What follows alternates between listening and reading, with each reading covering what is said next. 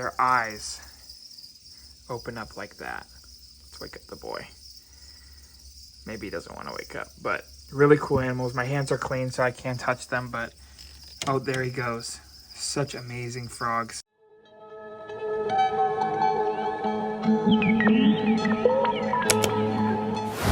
What's up, guys? It's Herptime. I'm back on MorphMarket's YouTube to show you a few more of my animals. Hope you guys enjoy. Of course, definitely always check out what I have for sale on MorphMarket, and stuff sells often. I do auctions usually every week too, so check them out. But let me show you some of the animals before I keep talking about that. These are high color Spherodactylus roserae.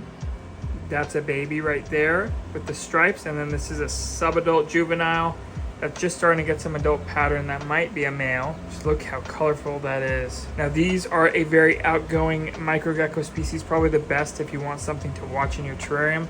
They are a little pricier because of the demand and because of that amazing color. They're still kind of rare in the hobby. Not many people producing them. So this is probably one of the most popular microgeckos by color. Not very advanced, still a fairly beginner-friendly gecko. It's a little higher price tag, which many beginners might not grab them, but that Spherodactylus roserae, high color form. Here is another cool, often overlooked microgecko. This is Gonatodes albugularis, also known as the Yellowheaded Gecko. Now, these come in wild caught a lot from Nicaragua, and I do breed those, but this is a different locality. This is the Colombian locality. His head has a bit of a brighter goldish yellow than the more orange that the Nicaraguans can have, but he has so much more blue. He's a little fired down right now. Definitely not a handling gecko, but he is cooperating for the video.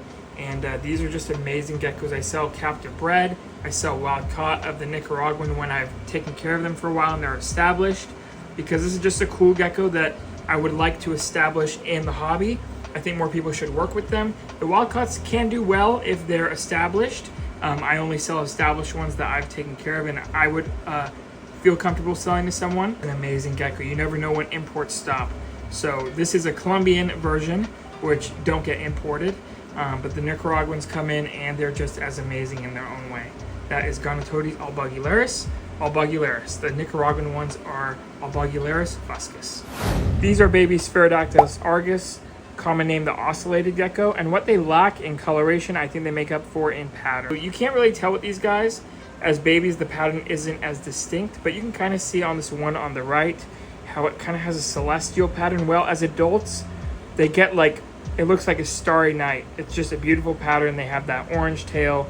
Really cool gecko. Now they're native to Cuba, I believe some islands in the Bahamas, and they are found in the Florida Keys, expected to be introduced there. That was from ships or humans, but they've been there for, I believe, at least 100 years. So it's not been anything recent. They're just in a small area in the Keys, not really affecting anything negatively. A really cool gecko in captivity, fairly easy to keep. I wouldn't recommend it for a beginner. They are a bit more shy, and they can be prone to drying out easier or getting too wet. So they kind of need good conditions, whereas some other geckos are a little more forgiving. But an amazing gecko, definitely for the intermediate keeper, and that's Spherodactylus argus. Another very cool micro gecko. This is Spherodactylus vincenti, or Vincenti. Really cool pattern, not the brightest color, but a bold gecko. Makes a really cool terrarium inhabitant. Once they're adults, they're extremely hardy. Really cool animal. They have blue eyes, and of course they have those eye spots on the back of their neck.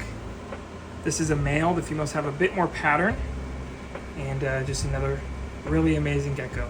Vincent's least gecko, or the wayward least gecko, I believe also it's called, Spherodactylus vincenti, or Vincenti. Now in here are a bunch of captive-born Tachydromus sexlineatus, the longtail grass lizard. These are often imported, and they really aren't seen as a really good terrarium pet because they're so cheap, but they really are one of the best terrarium inhabitants. They make great displays, super interactive, very easy to keep, very easy to breed. And these are the Indonesian variant, which you can kind of see the green on their sides. These will be a lime green as adults. Pretty uncommon locality in the hobby. And you can see these guys aren't afraid of me. They're just amazing animals.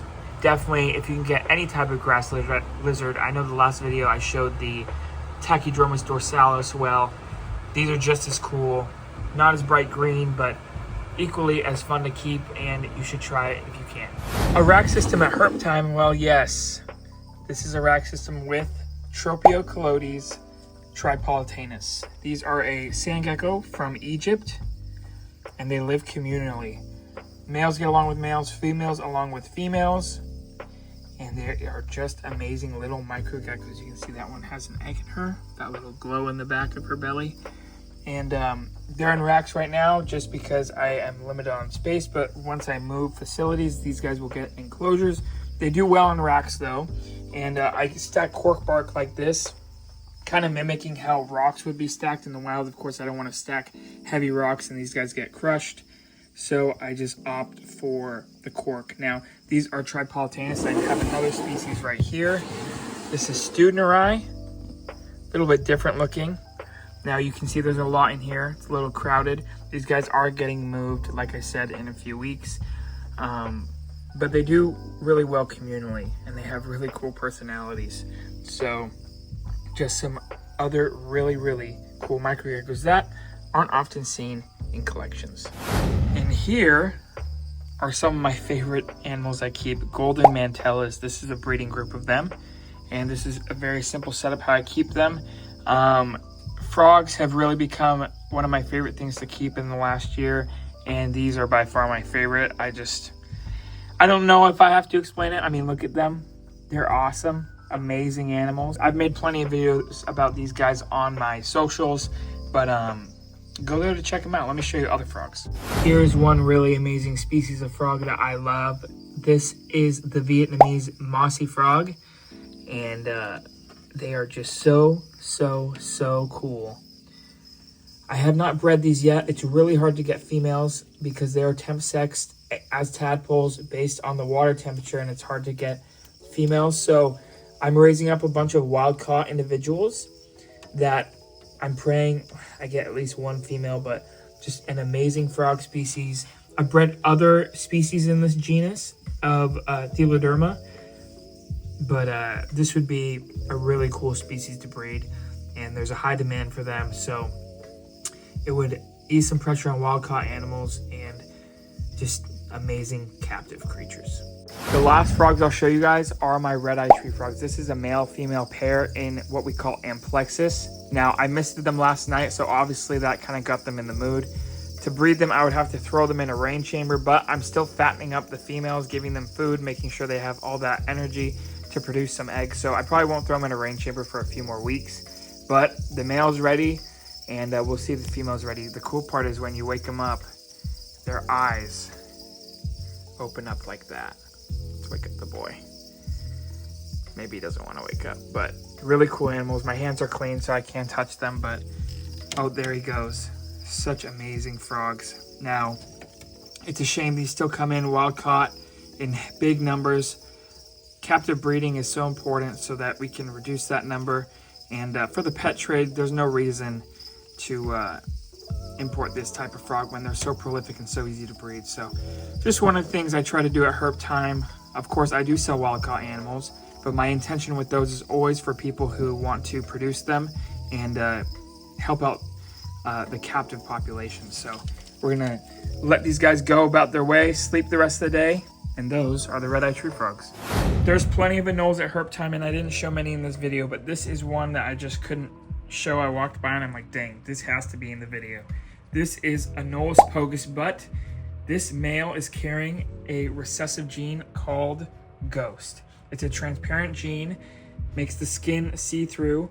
Now in this adult, it's not as obvious. You can kind of see the organs, kind of see the skull in there, but in babies, it's absolutely insane. If you go on my MorphMarket, the things I've sold in the past, and you see a baby Ghost Anolis Pogus, oh my gosh, it looks like a skeleton. They are amazing. This gene is totally stable, no issues at all, and yeah, just really cool animals. And these are a quote-unquote dwarf anole, so they stay small. They do good in a small terrarium. Very easy to care for. A really, really good captive animal. Now the last anole I want to show off is this Anolis roquette summus. That's the subspecies summus. And this locality is Morne Rouge. That's where they come from in the island of Martinique. This is just an amazing animal. Those spots are what define the Summus subspecies. They're very popular. They are a little bit hard to come by. There are breeders in the US, but they get snatched up pretty quick. Now this is a male and that's a female. You can see the females have those beautiful spots as well. They have an open stripe on the back and the male doesn't have that stripe. So that's kind of how you differentiate a lot of anole species. So with this last anole, just want to show you guys a little more. Oh, there he goes. That concludes this second short tour of Herptime. Thank you again to MorphMarket for having me on a second time. And I do want to say my facility is totally changing. I'm moving, I'm getting new enclosures. I'm downsizing a little because I'm going more naturalistic, a bit larger enclosures, kind of how I used to do it. I think the animals will be happier. I'll enjoy it more. I think overall production might go up. So that'll be really exciting. Maybe I can do a third video, maybe have someone come do a vlog in person. We'll see how that goes. Say thank you again to MorphMarket for allowing me to share this stuff on their YouTube and also for letting me sell animals on their platform. Without MorphMarket, none of this would be possible. I wouldn't be able to do it. So thank you, MorphMarket, and thank you for everyone that buys animals from me off of MorphMarket. Continue to, please, and I'll see you guys later.